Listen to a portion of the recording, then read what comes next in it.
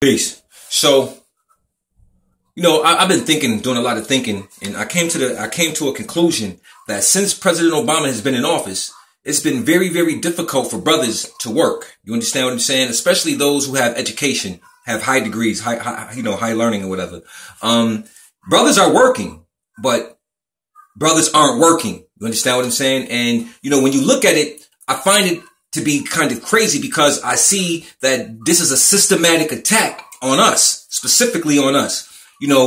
Ever since he's been in office for the last 8 years, almost 8 years, last 6 years or whatever, unemployment has been at an all-time high. He's broken the unemployment rate. Yeah, unemployment is low, but it's at an all-time high under certain demographics. You understand what I'm saying? And when you look at our demographic, men of color, unemployment is at a triple high. You understand what I'm saying? And for those brothers who do have jobs, who are working, a lot of the times in this time, if you haven't had the job for over 10 years or you haven't been working for a significant amount of time, if you are working at this particular point, it is because you know someone who got you in a position, or you are contacted by someone who has an opening, or so on and so forth. In other words, you know somebody.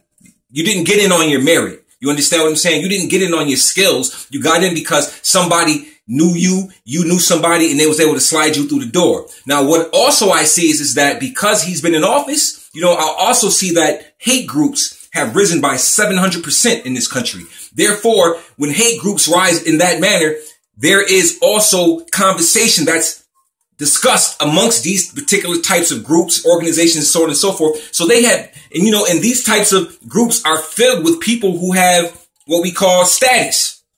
And when you have status, you are able to exhibit certain types of characteristics like racism, which is why I always say that our people can't be racist because we don't have an infrastructure or a platform to exhibit racism from. But as you can see, when you study certain demographics and you look at how things is going on, you can see how the racism is being executed.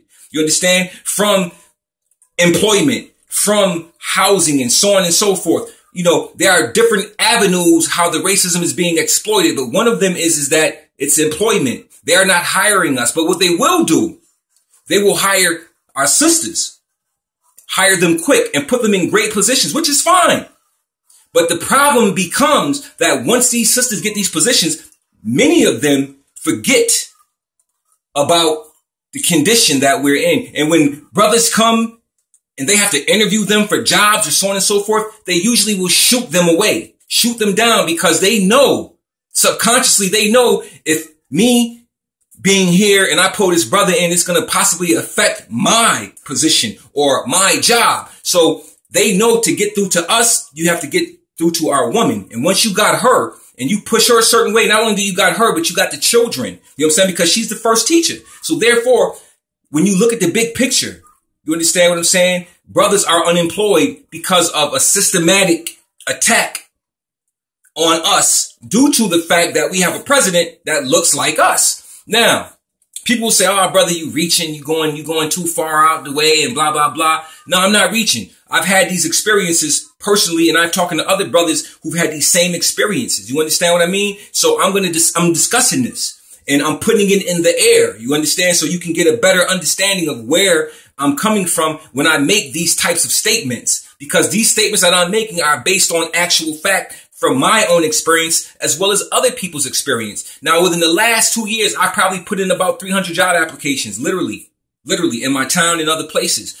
I've even had phone interviews that went tremendous. Oh, you are, an outstanding person. The language you're using is exactly what what our paradigm is here. What we're looking for, someone with your same type of character and so on and so forth.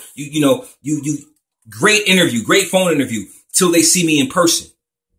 When they see me in person, they be like, "Oh, another interview, great, good interview in person." They go through the game and so on and so forth. But what happens is my name always gets me the interview, Billy Denham. It's a nice Irish name. You understand? And when I'm on the phone discussing things with these people and so on and so forth, my language is very conducive to the conversation. So when they meet me in person, they say, "Oh, whoa, he doesn't look like he sounds." And that there alone causes them to later on send me letters that say, "We had a great interview. your background is very sufficient, and you're very well at what you do, but we found somebody better. So my thing is this: you can never find somebody better at what I do than me. You understand? So I know that's the ploy that you utilize. And this happens all the time in Syracuse, New York. I mean, for instance, CCA, Community Center for Alternatives, they do the same thing. They got these women in place. You understand? These Caucasian women at this particular time.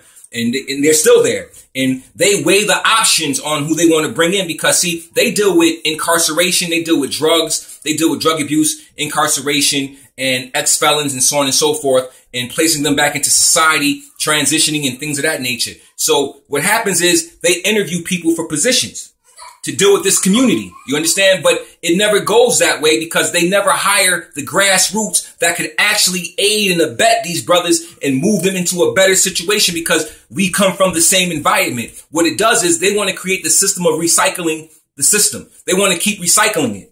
And when they keep recycling it, what happens is that they break a problem off when they keep recycling. You understand? So we have to begin to examine why these things are occurring. And for the brothers who are in the same situation as me, use your innate talents and create a job. You understand? Because everything about you is talented, brother. You are creative.